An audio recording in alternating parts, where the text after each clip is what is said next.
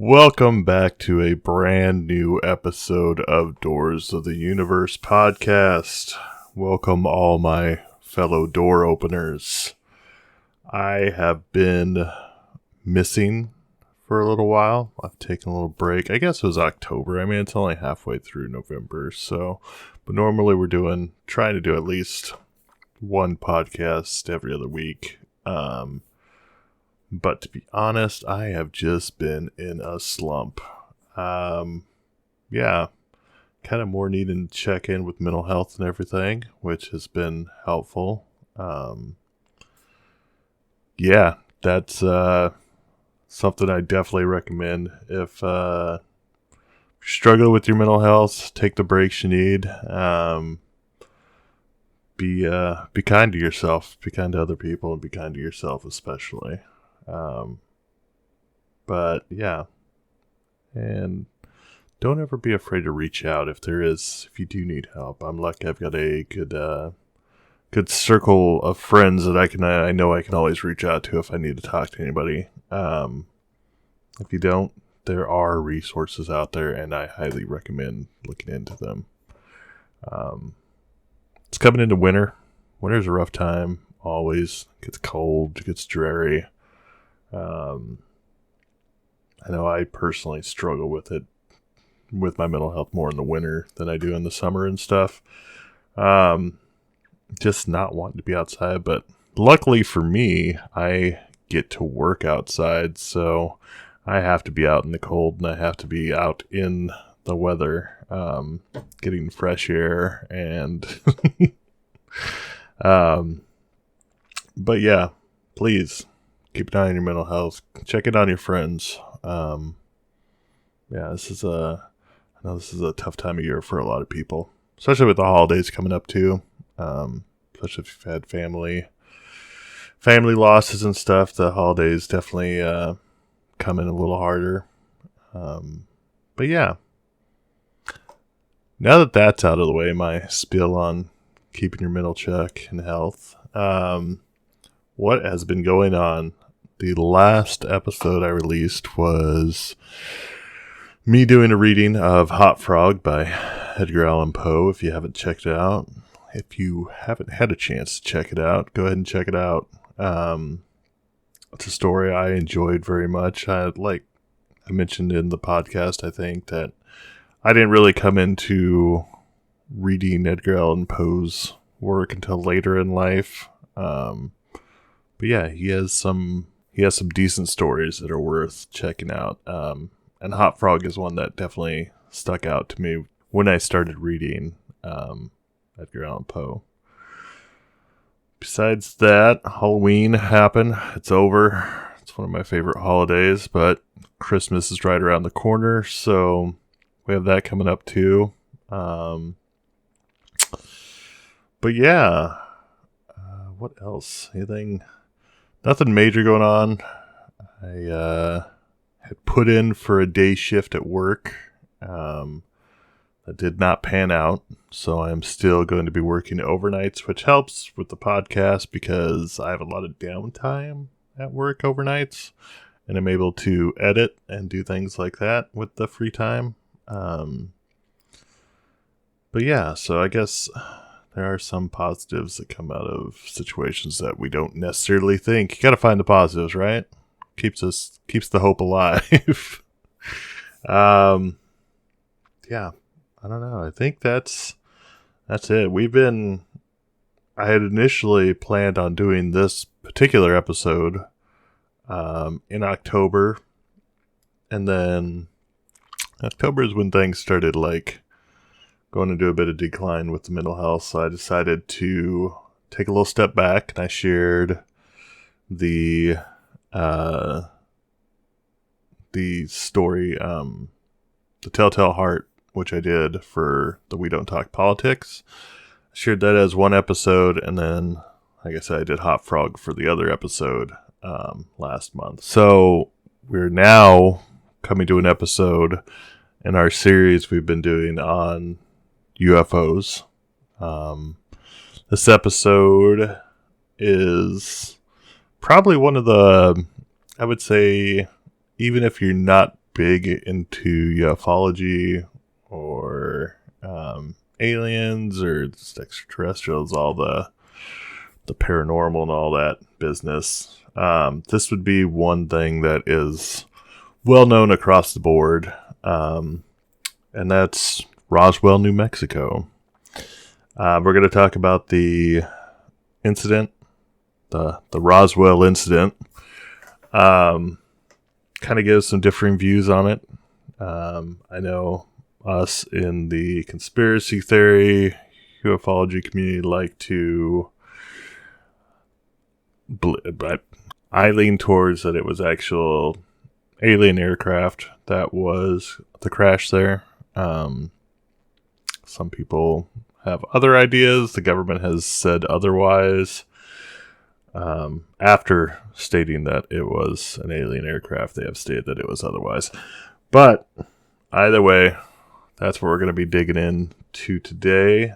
This follows, it's been a little while. It's been over a month, but the last episode we did was on the Mount Rainier sighting with Kenneth Arnold. And this was 1947. There was a large boom in UFO sightings. Some people say it was because of the Arnold sighting that there was more reported sightings showing up.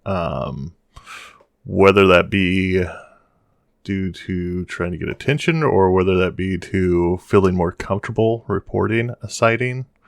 Because it was so prominent when Kenneth Arnold did his reports. But either way, you know what? Let's just dive into this. Let us get into the Roswell incident. So the Roswell incident occurred amid the flying saucer craze of 1947. On June 26th, media nationwide had reported civilian pilot Kenneth Arnold's story of seeing what became known as flying saucers. Historians would later chronicle over 800 copycat sightings that were reported after the Arnold story was published. Okay, so yeah, we've got 800 copycat sightings, or people that saw the same thing that Kenneth Arnold did see. Which even in the last episode, we talk about how there were people reporting the same night, seeing the same thing that he had seen, and not being any way for those people to have contact with each other. So it kind of more solidifies the fact that that actually was, these saucers were visible. Whether or not they were alien aircraft, we can't confirm, but it was an unidentified flying object, or as we like to call them now, UAPs, unidentified aerial phenomenon. All right. So fast forward to July 5th, 1947. On a Saturday night, rancher W.W. Mack Brazel made a trip from his remote ranch to town, Corona, New Mexico. The ranch had no phone and no radio, leaving Brazel unaware of the flying saucer craze of the prior 10 days. As a result, it was not until Saturday night that Brazel connected debris he found 3 weeks earlier with the flying disc in the news. The debris, tinfoil, rubber, and thin wooden beams had been scattered across a square mile of the ranch. Brazel previously had gathered it and pushed it under some brush to dispose of it. When Brazel heard stories of silvery flying discs that Saturday night in Corona, he decided to gather up his prior find. On Sunday, July 6th, Brazel dug out the debris, and on Monday, July 7th, he took it to the sheriff's office in Roswell. The sheriff called Roswell Army Airfield, which assigned the matter to Major Jesse Marcel. Brazel took Marcel back to the debris site, and the two gathered up more pieces of rubber and tinfoil. Marcel took the material home on Monday night. And if you look on the Instagram and Twitter, there is pictures of Marcel, Jesse Marcel, with the debris. On Tuesday morning, July 8th, Marcel took the material to his base commander, Colonel William Blanchard. Blanchard reported the finding to General Roger Ramey at Fort Worth Army Airfield. General Ramey ordered the material flown to FWAAF, Fort Worth Air Army. Yeah, we'll just call it FWAAF, so it cuts back on. Which I don't know. I almost feel like saying Fort Worth Army Airfield is actually easier to say than FWAAF. This is the AAAA. Either way, so General Ramey ordered the material flown to Fort Worth Army Airfield immediately. Marcel boarded a B-29 Super Fortress and made the flight to Fort Worth Army Airfield. On July 8th, 1947, RAAF Public Information Officer Walter Haut issued a press release stating that personnel from the field's 509th Operations Group had recovered a flying disc in quotation marks, which had landed on a ranch near Roswell. So on July 8th, 1947, we have our first confirmation from the Air Force saying they have a flying disc in their possession.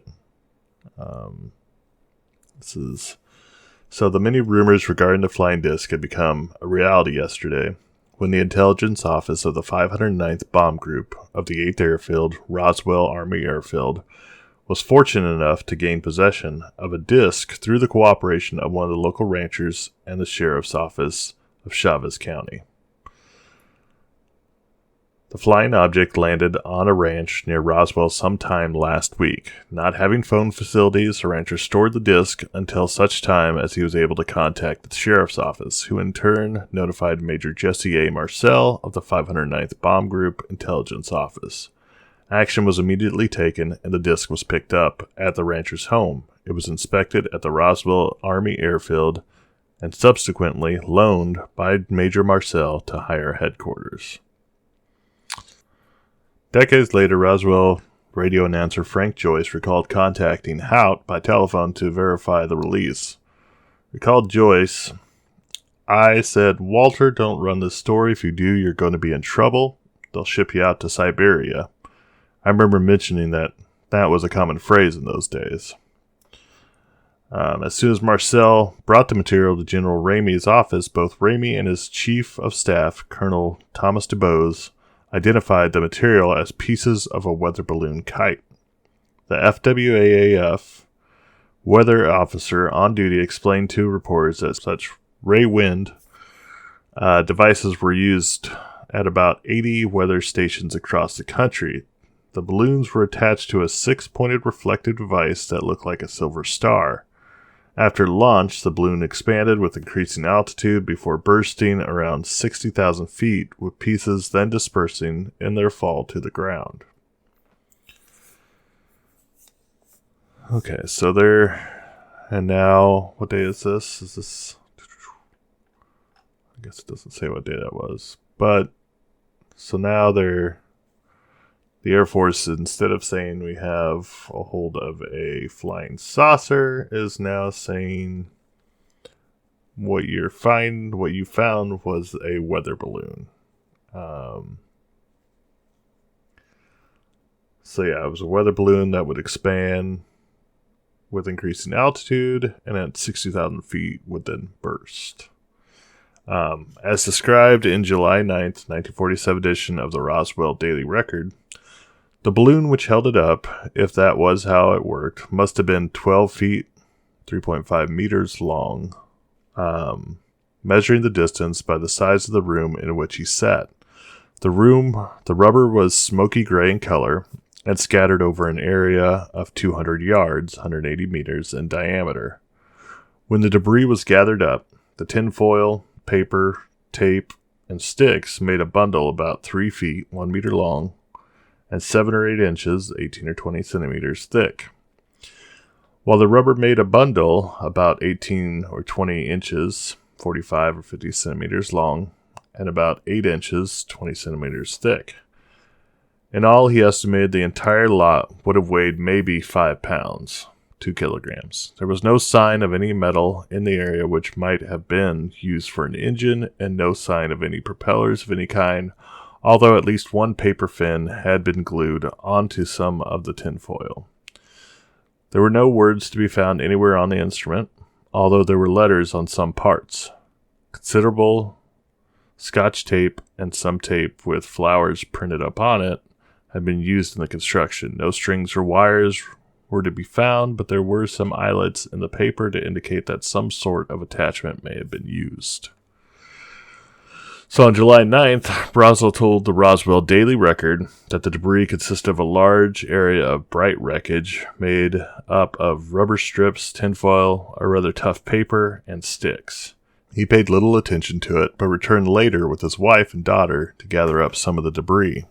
On July 9th, Marcel explained, "We spent a couple of hours Monday afternoon, July 7th, looking for any more parts of the weather device," said Marcel. "We found a few more patches of tinfoil and rubber.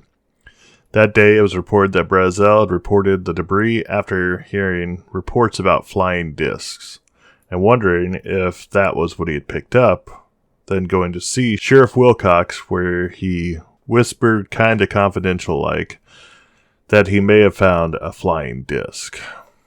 Alright, so that is Mack Brazel. Which, can I just say, that is like, that's a tough name. Mack Brazel. It's not his real name. I can't remember his real name, but I looked it up. There was an interview. But everybody just called him Mack. But yeah, Mack Brazel. Farmer extraordinaire. UFO finder. UAP finder. So, basically, that breaks it down, the story of the majority of what was going on. Let's see. There's actually, I had a timeline saved here too. So let's do a quick little breakdown of that timeline. So June 14th, 1947, farmer Mack Brazel notices strange wreckage in one of his fields 30 miles north of Roswell. July 4th, 1947, Mack Brazel returns to the wreckage with his family to look at the wreckage. He hides it under a bush. July 6th, Mack Brazel reports the wreckage to local police, who inform the Army. The next day, on July 7th, the Army sends Major Jesse Marcel to investigate the wreckage. July 8th, Army press officer Lieutenant William Hout, releases a press statement to the media saying that the Army has recovered a flying disc. So July 8th, we're having that. July 8th, 1947, an Army press conference is held. The Army changed its story and says it was a weather balloon that had crashed.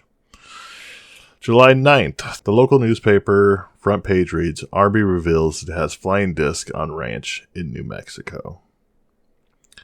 So that's a quick timeline breakdown there. In come the conspiracy theories. It's not conspiracy theory if it's true. So after the initial newspaper reports of 1947, the Roswell incident faded from public attention for more than 30 years. When interest reemerged in the late 1970s, the Roswell incident was featured in films, TV shows, and books. Amid increasingly complex conspiracy theories, multiple hoaxes, and legends about alien bodies were incorporated into the Roswell mythos. The trend culminated in 1995's purported footage of an alien autopsy, which filmmakers later revealed to be a hoax, though they preferred the term reconstruction. So, 1978 with the renewed interest. In February of 1978, UFO researcher Stanton Friedman interviewed Jesse Marcel, the only person known to have accompanied the Roswell debris from where it was recovered to Fort Worth, where reporters saw material that was claimed to be part of the recovered object. Marcel's statements contradicted those he made to the press in 1947. In November of 1979, Marcel's first filmed interview was featured in a documentary titled UFOs Are Real, co-written by Friedman. The film had a limited release but was later syndicated for broadcasting. On February 28, 1980, sensationalist tabloid The National Enquirer brought large-scale attention to the Marcel story. On September 20th, 1980, the TV series In Search Of aired an interview where Brazel described his participation in the 1947 press conference. They wanted some comments from me, but I wasn't at liberty to do that, so all I could do is keep my mouth shut. And General Ramey, as the one who discussed, told the newsmen, what it was, and to forget about it. It is nothing more than a weather observation balloon. Of course, we both knew differently. Brazel gave a final interview to HBO's America Undercover, which aired in August 1985. In all his statements, Brazel consistently denied the presence of bodies. Between 1978 and the early 1990s, UFO researchers such as Stanton T. Friedman, William Morrow, Carl T. Pflock? P-F-L-O-C-K. It's P-F-L-O-C-K. Pflock? Flock? I'm guessing this P is silent. We'll go with Carl Flock. Either way, was a CIA intelligence officer, Deputy Assistant Secretary of Defense in the Reagan administration, strategic planner, UFO researcher, and author of both fiction and nonfiction. Best known for his book, Roswell, Inconvenient Facts, and the Will to Believe. Alright, so back to what we were talking about. Mr. Carl Flock and the team of Kevin D. Randall and Donald R. Schmidt interviewed several dozen people who claimed to have a connection with the events at Roswell in 1947. Fast forward to October 1980.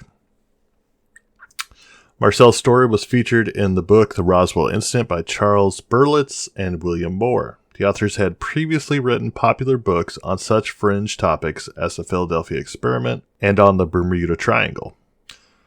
Though he was uncredited, Friedman carried out some research for the book. The book's narrative holds that an alien craft was flying over the New Mexico desert observing U.S. nuclear weapons activity, but crashed after being hit by lightning, killing the aliens on board. A government cover-up duly followed. Historian Kathy Olmsted writes the book's narrative has come to be known as Version 1 of the Roswell myth. Berlitz and Moore's narratives was dominant until the late 1980s, when other authors, attracted by the commercial potential of writing about Roswell, started producing rival accounts. Let's go into the debris and the cover-up. The Roswell incident featured accounts of debris described by Brazel as nothing made on this earth.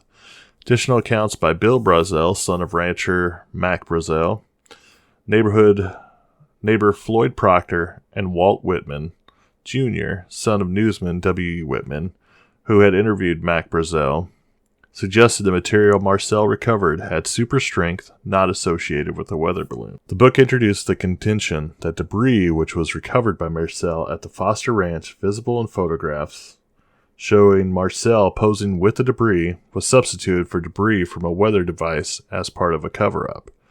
The book also claimed that debris recovered from the ranch was not permitted a close inspection by the press. The efforts by the military were described as being intended to discredit and counteract the growing hysteria towards flying saucers. 2 accounts of witnesses' intimidation were included in the book, including the incarceration of Mack Brazel. The authors claimed to have interviewed over 90 witnesses, though the testimony of only 25 appears in the book. Only 7 of these people claimed to have seen the debris. Of these, 5 claimed to have handled it. First mention of alien bodies. The Roswell Incident, 1980, was the first book to introduce the controversial second-hand stories of civil engineer Grady Barney Barnett and a group of archaeology students from an unidentified university encountering wreckage and alien bodies while on the plains of San Augustine before being escorted away by the Army. One aspect of the second-hand Barnett stories were described by ufologists as the one aspect of this account that seemed to conflict with the basic story about the retrieval of highly unusual debris from a sheep ranch outside Corona, New Mexico in July 1947. The book's authors, Charles Berlitz and William L. Moore, labeled the weather balloon explanation a cover story. They argued that the original debris, which they believed was from a crashed flying saucer, had been flown to Wright Airfield, later Wright-Patterson Air Force Base near Dayton, Ohio, and material from a weather balloon was hastily substituted, Although the book was widely disputed, it sparked additional conspiracy theories, as well as a number of hoaxes. Notably, in 1984, documents surfaced that were alleged to be classified memos concerning Majestic 12, MJ12, which that could be a fun one to do a separate podcast on, just go a little more into the MJ12. A secret operation launched by President Harry S. Truman to handle the Roswell incident. The documents, however, were later determined to be fake, and no evidence was found to support the existence of MJ12. This was followed by an alleged alien autopsy film in 1995 that purported to show the dissection of an alien corpse from the Roswell incident. A 17-minute video was later claimed to be a fraud by its director, or reworking, as we talked about earlier. Many alleged first-hand accounts of the Roswell incident actually contain information from the Aztec, New Mexico UFO incident, a hoax flying saucer crash which gained national notoriety after being promoted by journalist Frank Scully in his articles in a 1950 book, Behind the Flying Saucers. The hoax included stories of humanoid bodies and metals with unusual properties. In 1994, it was finally revealed that the balloon was part of the top-secret Project Mogul, which sought to detect Soviet nuclear bomb tests. Ironically, Berlitz and Moore were right about one thing. The government's claim that a weather balloon crashed at Roswell was incorrect. In 1994, the Air Force admitted that the recovered material was in reality from a U.S. spy balloon. Part of Project Mogul, it was an attempt to monitor anticipated nuclear tests by the Soviet Union. In 1997, a definitive Air Force report, the Roswell Report, case closed, ventured the opinion that some of the alien bodies may have come from civilian witnesses, who saw parachute crash test dummies, a severely injured airman parachutist, and charred bodies from the airplane crash during the 1950s. The report proposed that the witnesses consolidated the separate events, the Project Mogul materials, the crash test dummies, the airmen, and the charred bodies in their memories. For many ufologists, however, these explanations were seen as part of a continued cover-up by the U.S. government. So yeah, that's the basic breakdown of the Roswell incident and some explanations as to what happened at Roswell, or 30 miles north of Roswell. One cool thing I did find out after doing this is that the U.S. National Archive has a YouTube account, and you can go on there and watch. Well, they have a ton of stuff. But either way, there was a bunch of interviews. Some of the interviews, like I know we talked about it earlier, there was the group with Mr. Flock, who I can't pronounce his name, and all the other people who had been conducting interviews with witnesses. But yeah, if you go on there, the one that stuck out a lot was W. Glenn Dennis. There was also Jed Roberts, the person who received the report at the radio station that had happened. There was 4 or 5 interviews I watched regarding this, and listening to these people talk, they don't sound like they're out there. They don't sound like it's they're living in an alternate reality. There's some down-to-earth people that seem to had interactions with people that had witnessed it or witnessed it themselves. But I highly recommend going on there, checking out those interviews. If you go to the W. Glenn Dennis one, it will, the other ones will kind of pop up on the sideline of similar interviews. What do I think? What do you think I think? Of course I think it's a cover-up. No, yeah, it's just having the initial report being that, hey, we've got this flying saucer we've recovered, and then changing the report within a short matter of time after probably having higher-ups tell them, no, we can't report that's what we found. And like I said, just listen to the interviews of the people. It just seems like And there was one person who was on there who was on the YouTube interviews that was also, he was there at the crash site with the archaeology team. I don't know. It just, I mean, I can see where it might seem like an easy explanation that, yeah, it was just the Soviet spy balloon, or the spy balloon, not a weather balloon. But I mean, even that, switching the story from saying it was a flying saucer to a weather balloon to a spy balloon, U.S. spy balloon. I don't know. It just seems like a lot of changes. The UFO, alien, UAP, extraterrestrial lover me wants to believe that this is a real thing. I don't think I mentioned it, but I shared a video on Instagram and Twitter. I actually got to stay in Roswell when I was moving out here to Portland. I took a southern route. It was about a day and a half or 2 days longer than if I had taken the short route. But route, whatever you want to call it, whatever part of the country you're from. But I had taken a southern route, and I got to see a lot of cool stuff. I took it intentionally because I figured there were a lot of things that I didn't know if I'd ever see again, get to have time to see, be able to go see again. Who knows? Who knows what's going on? But yeah, I got to see the Grand Canyon for the first time. I got to see Zion National Park for the first time. I got to be in Texas for the first time. I drove through there, but it was a small corner of Texas. But yeah,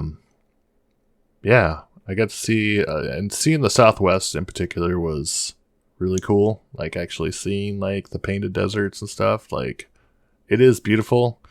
It was really scary because there was like, I don't know, 2-hour periods where I'd have no phone signal and I was just kind of out on the road by myself. Like I wouldn't see cars and stuff for long periods of time.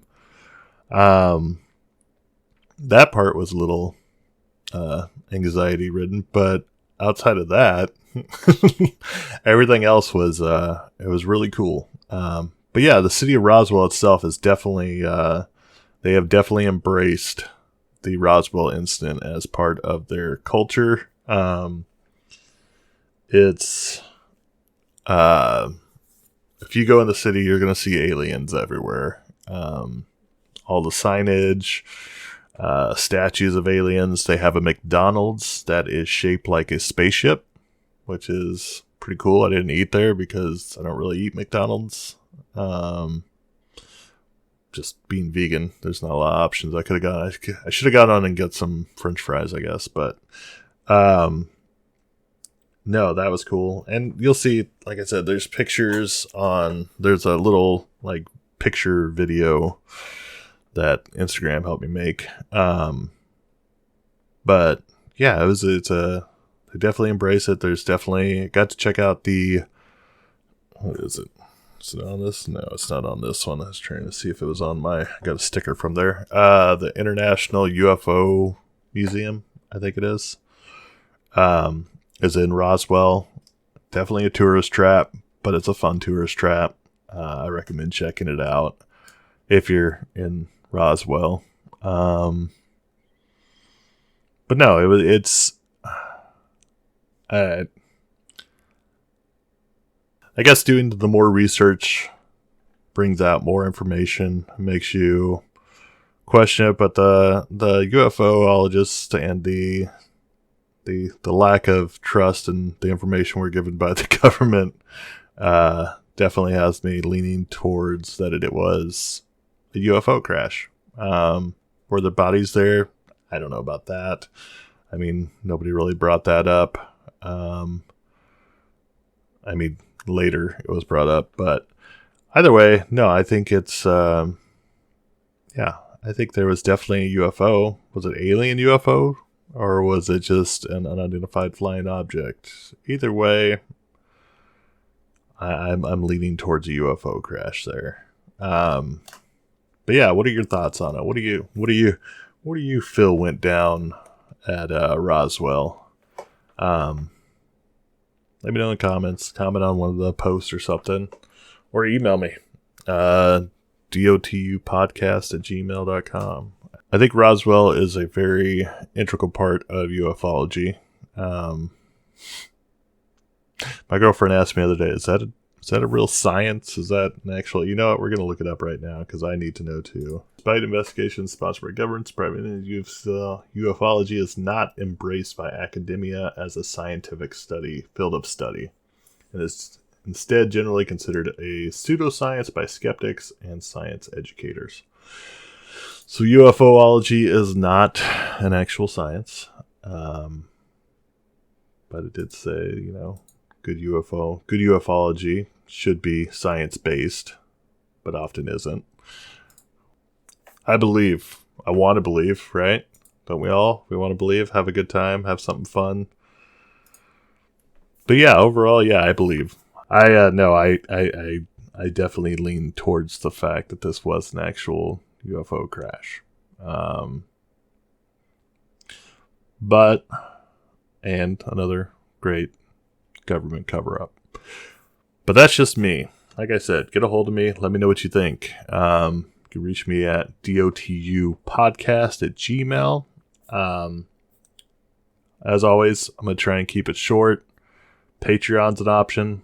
If you feel like donating to this podcast, it would be appreciated. I appreciate it. There are a few more resources or tools I'd like to get to make this podcast better. Or Venmo directly at DOTU Podcast. Just make a mention in the notes that it's for the podcast, because I use that as my regular one. It's a nice little way to, I guess, spread the existence that DOTU Podcast exists. But yeah, the link tree is linktr.ee/DOTU podcast. That will have a list of all the listening platforms you can listen to this on. It'll give you a link to the YouTube, the Venmo, support me on Patreon, get an Amazon wish list, buy me something off there if you feel like it. I'm just kidding, but seriously. The TikTok, which is just a fun little TikTok. I never thought I would be on TikTok, and then yeah, I'm on TikTok as Doors of the Universe. Vimeo, Doors of the Universe on Anchor, which is who I make this podcast through, Anchor.fm. If you're looking to make a podcast, great way to do it. Easy way to make a podcast and get it out there. We're on Instagram, Twitter, and also check out the We Don't Talk Politics podcast. We have not made a podcast in months, but the old ones are still fun on there, fun to listen to. Very similar format to this. I just have more time than the other two and am able to continue making my podcast. So that's the reason Doors of the Universe exists, because We Don't Talk Politics had a little... People got busy, and that life happened, as it always does. Thank you for listening. If you like this podcast, please share it. Social media, share it with a friend. You got Thanksgiving coming up. You got to have that weird cousin that's into the same stuff you are. Like, right? We all have that cousin. But yeah, share it with family. Share it with friends. Share it with your grandma. Just get it out there. And I think that is it. And this is where we will end this podcast, because if we don't, I will keep rambling on. So I guess what to say. I